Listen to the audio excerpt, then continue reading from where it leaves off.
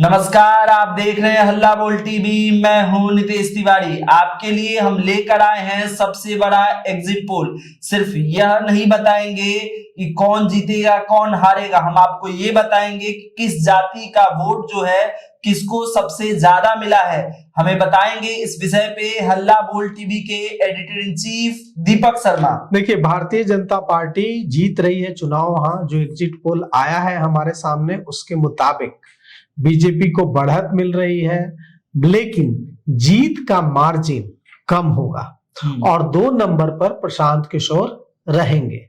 प्रशांत किशोर ने हर जाति में सेंध लगाने में कामयाबी हासिल की है। 2 जातियों को छोड़कर प्रशांत किशोर को हर जाति का वोट मिला है। कुशवाहा का वोट प्रशांत किशोर को नहीं मिला है, इसलिए क्योंकि प्रशांत किशोर सम्राट चौधरी को टारगेट करते हैं और कुशवाहा उनसे नाराज है, तो इसलिए कुशवाहा ने उनको वोट नहीं किया है। कायस्थ, वहां चूंकि कैंडिडेट कायस्थ था तो कायस्थ ने भी प्रशांत किशोर को वोट नहीं किया है। लेकिन कायस्थ और कुशवाहा इसको छोड़कर प्रशांत किशोर ने हर जाति के वोटर्स में सेंधमारी की है।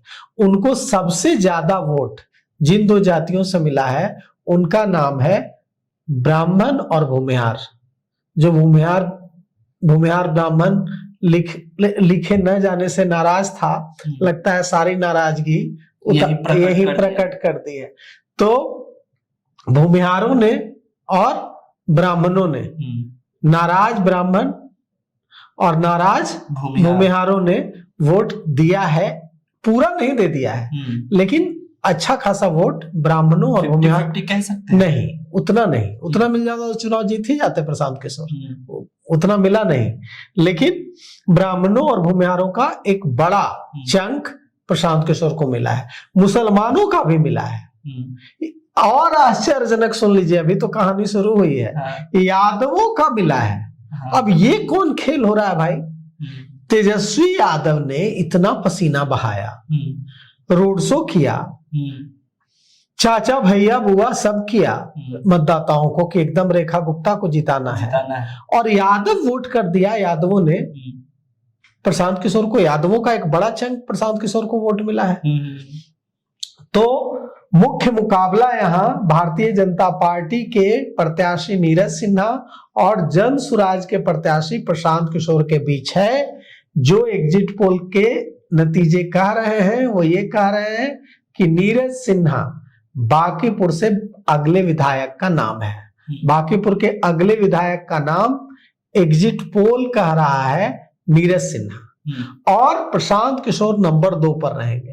तो प्रशांत किशोर का नंबर 2 पर रहना एक बड़ी प्रशांत किशोर के लिए जीत है, क्योंकि आरजेडी के वोट बैंक, वहां इतना आरजेडी का वोट बैंक मजबूत था। वैश्य जाति की कैंडिडेट थी रेखा गुप्ता, वैश्यों की बड़ी आबादी है। ऐसे में ये करिश्मा ही कहेंगे कि प्रशांत किशोर 2 नंबर पर आएंगे वहां। अगर अब यहां पर जो हमारे पास जो डेटा आया है उसके मुताबिक जो 34.16% वोटिंग हुई है, इससे भारतीय जनता पार्टी भी बेचैन है और प्रशांत किशोर का खेमा भी बेचैन है। इतनी कम वोटिंग क्या बताती है, ये किसी को समझ नहीं आ रहा है। क्यों नहीं वोटिंग पर जब इतनी तीखी लड़ाई हो गई, एक सीट पर इतनी ताकत लगा दी गई, तब ये क्यों नहीं बढ़ा? कम से कम पिछली बार की इतना तो होना चाहिए था, 41%, उतना भी नहीं हुआ। उसमें भी 6% घट ही गया। 6% घट गया। तो बांकीपुर से नीरज सिन्हा, भारतीय जनता पार्टी का पलड़ा भारी दिख रहा है। और 2025 के अगर विधानसभा चुनाव से तुलना करके देखें तो नितिन नवीन को 98,299 वोट मिले थे। दूसरे नंबर पर रेखा गुप्ता रही थी, उन्हें 46,363 मत मिले थे, और नितिन नवीन 51,000 से भी ज्यादा मतों से विजयी रहे थे। लेकिन इस बार जीत का मार्जिन कम हो जाएगा। लेकिन जो एग्जिट पोल कह रहा है उसके मुताबिक जीत जाएंगे भारतीय जनता पार्टी के कैंडिडेट नीरज सिन्हा। और प्रशांत किशोर 2 नंबर पर रहेंगे और मार्जिन जीत का बहुत विशाल नहीं रहेगा। मतलब ऐसा नहीं रहेगा कि 1500 रहे, ऐसा नहीं है, लेकिन पिछली बार जैसा 50,000 नहीं रहेगा, क्योंकि वोटिंग प्रतिशत बहुत कम हो गया है। अब वोटिंग प्रतिशत कम होने की वजह से दोनों खेमों में बेचैनी है। किसी को यह समझ में नहीं आ रहा है कि इतनी मेहनत करने के बाद भी वोटिंग प्रतिशत इतना कम कैसे हुआ। तो अगर हम बाकी पूर्व में वोटर्स की संख्या देखें तो यहाँ वोटर्स की संख्या है 3,80,000 के आसपास। 34.16% वोटिंग हुई, मतलब लगभग 1.25 लाख के आसपास वोटर्स ने वोट किया। अब जो 1.25 लाख वोटर्स ने वोट किया, 1,26,000 27,000 वोटर्स ने वोट किया, यही 1,26,000 27,000 28,000 वोटर 1.25 लाख में 3,000 कम या ज्यादा वोट, मतलब 1,27,000 28,000 रखिए, 1,27,000 28,000 वोटर्स से ही जीत हार तय होगा। तो जीत हार किसकी होगी ये तय करेंगे 1,27,000 1,28,000 वोटर जिनका वोट पड़ा है। कायस्थ समाज की आबादी यहाँ 15% है और भूमिहारों की यहाँ बड़ी आबादी है, ब्राह्मणों की भी अच्छी खासी आबादी है और राजपूतों की भी ठीक ठाक आबादी है।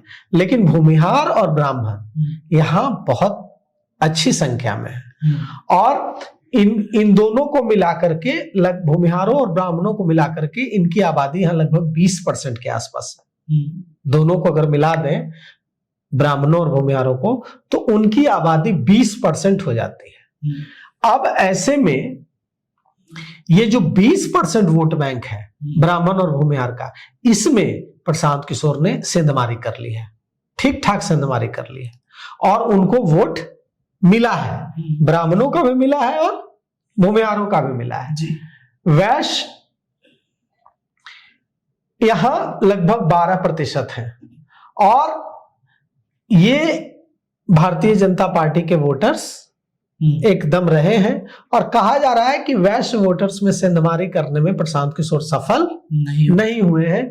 ये वैश्य वोटर्स पूरी मजबूती से भारतीय जनता पार्टी के साथ खड़ा रहा है और कायस्थ वोट भारतीय जनता पार्टी, वैश्य वोट भारतीय जनता पार्टी और भूमिहार और ब्राह्मण बटे हैं। राजपूत के वोटों में भी, राजपूतों के बारे में डेटा हम लोगों के पास नहीं है, जो डेटा है नहीं उस पर कैसे बोला जाए। जी। जो डेटा हमारे पास आया है उसके मुताबिक भूमिहार और ब्राह्मण जिनकी लगभग 20% आबादी, राजपूतों की बहुत ज्यादा आबादी नहीं है वहां बांकीपुर में, भूमिहार और ब्राह्मणों की बहुत बड़ी आबादी है, अच्छी खासी, मतलब डिसाइडिंग कायस्थों और वैश्यों के बाद कायस्थ 15%, वैश्य 12% और उसके बाद अगर किसी की सबसे ज्यादा आबादी है तो भूमिहारों की और ब्राह्मणों की, दोनों को मिलाकर के लगभग 20% के आसपास वहां वोटर्स है। तो ये जो भूमिहार और ब्राह्मण का वोट मिला है भारतीय जनता पार्टी को भी, ऐसा नहीं है कि नहीं मिला है, भारतीय जनता पार्टी को भी मिला है और प्रशांत किशोर को भी मिला है। और ये टूट इतनी बड़ी नहीं हुई है, अगर ये टूट बहुत बड़ी हो जाती, वन साइडेड वोट हो जाता दोनों जातियों का, तब तो प्रशांत किशोर जीत जाते, लेकिन ये टूट हुई है, पूरा शिफ्ट नहीं हुआ है। और इतना ही नहीं, कुशवाहा वोट की अगर बात करें तो देखिए कुर्मी और कुशवाहा ये 2 वोट बैंक पूरी तरह से भारतीय जनता पार्टी को मिला है। कुशवाहा वोट क्यों मिला है? कुशवाहा को लग रहा था कि सम्राट चौधरी को टारगेट कर रहे हैं प्रशांत किशोर, इससे एकदम गोलबंदी हो गई भारतीय जनता पार्टी के पक्ष में, तो कुशवाहा का वोट एक मुश्त मिल गया है भारतीय जनता पार्टी को। जो नीतीश कुमार और निशांत कुमार ने जाकर प्रचार भी किया और नीतीश कुमार ने वीडियो जारी किया, उसका फायदा मिला है और कुर्मी वोट भी पूरी तरह से एकदम चला गया है भारतीय जनता पार्टी के साथ।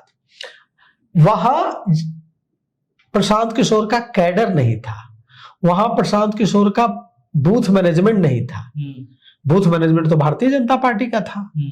तो बूथ मैनेजमेंट में भारतीय जनता पार्टी बहुत भारी पड़ गई है प्रशांत किशोर पर। अभी जैसा आप मुझे एक वीडियो दिखा रहे थे जो हमारे रिपोर्टर्स ने वहां से भेजा था कि जो प्रशांत किशोर के खासम खास थे, जिनके होटल पर छापा उपा पड़ा था कुछ दिन पहले, रवि नारायण, उनको किस तरह से पुलिस गाड़ी में उठाकर ले जा रही है अभी थोड़ी देर पहले। और वो पूछा जा रहा है कि कहाँ ले जा रहे हैं, तो रवि नारायण कह रहे हैं कि एसपी से मैंने कहा कि फर्जी वोटिंग हो रही है, बोगस वोटिंग हो रही है, तो एसपी ने कहा कि इसको ले चलो थाने, इसको मैं अच्छे से समझाऊंगा थाने ले जाकर।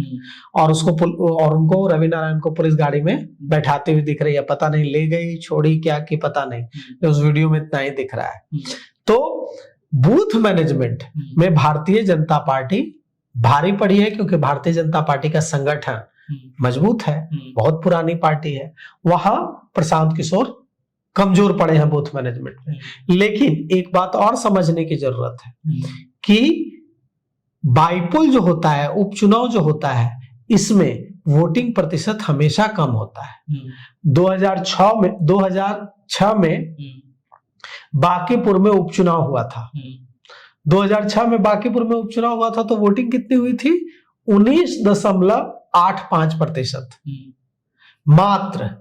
तो 2006 के 19.85%, इसी बांकीपुर में 2006 में उपचुनाव हुआ था और 19.85% वोटिंग हुई थी। तो उससे तो बहुत ज्यादा वोटिंग हुई है इस बार।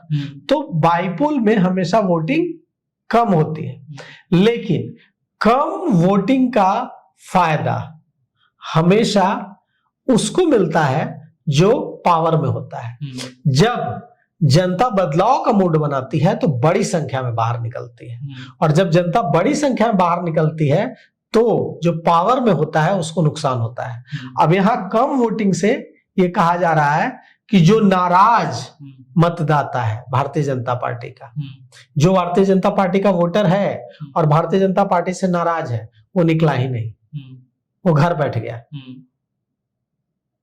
उसको प्रशांत किशोर इस हद तक मोहित नहीं कर पाए कि उनके लिए वो बूथ पर जाकर के मतदान कर दे। तो वो नहीं गए तो मार्जिन, बीजेपी का जीत का मार्जिन कम होगा। अब सवाल यह उठता है कि नितिन, अगर यहां से भारतीय जनता पार्टी, जैसा कि एग्जिट पोल में आ रहा है, भारतीय जनता पार्टी जीत अपना दर्ज करती है, तो नितिन नवीन का सम्मान जरूर बच जाएगा, क्योंकि नितिन नवीन राष्ट्रीय अध्यक्ष बने भारतीय जनता पार्टी के, और ये राष्ट्रीय अध्यक्ष की सीट थी। दुनिया के सबसे बड़े दल भारतीय जनता पार्टी के राष्ट्रीय अध्यक्ष के सीट पर चुनाव हो रहा था, इसीलिए भारतीय जनता पार्टी ने पूरी ताकत झोंक दी। अब देखिए, यह तो पोल है, यह तो बस अनुमान है, सचमुच जो जनता मालिक का फैसला क्या है यह तो पता चलेगा 3 अगस्त को। तो आपको क्या लगता है? आप अपनी प्रतिक्रिया हमें कमेंट बॉक्स में बताइए और तमाम अपडेट के लिए देखते रहिए हल्ला बोल टीवी। शुक्रिया।